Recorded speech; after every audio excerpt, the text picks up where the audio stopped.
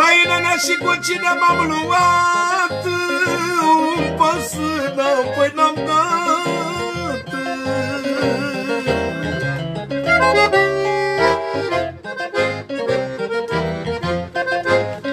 Of, n-am dat un pas înapoi la greutăți și nevoi.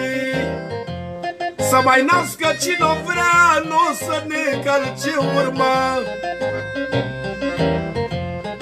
Au, când era coși lângă mine, nu mi-e frică nici rușine.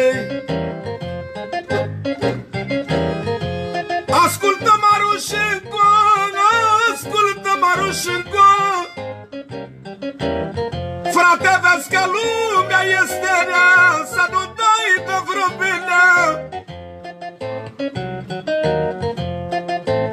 Ascultă, Marușenco, vezi că lumea este rea, vezi că lumea e dușmană, să nu te bagi în capcană.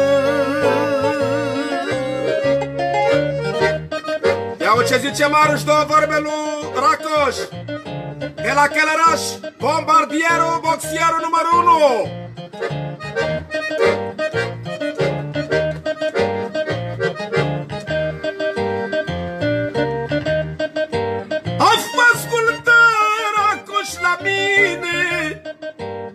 Ascultă, Racoș, la mine, nu mi-e frică nici rușine, că mă bazez pe pumnul meu și mă iau cu cel mai rău.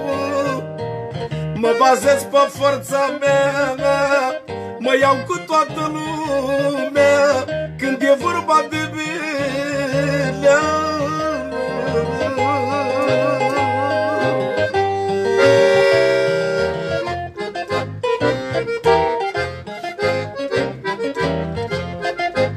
Măi, frate, dar știi de finețea mea că nu mă iau cu lumea.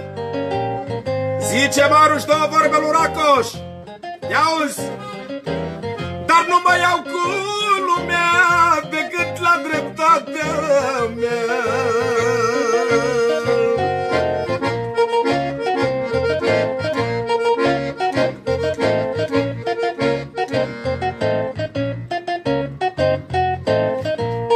O fi o vorbă, cum spune unii, e o vorbă, cum spune unii, nu mor caii când vor câinii. Dar va veni fratele meu, când va veni fratele meu, eu mă iau cu cel mai rău.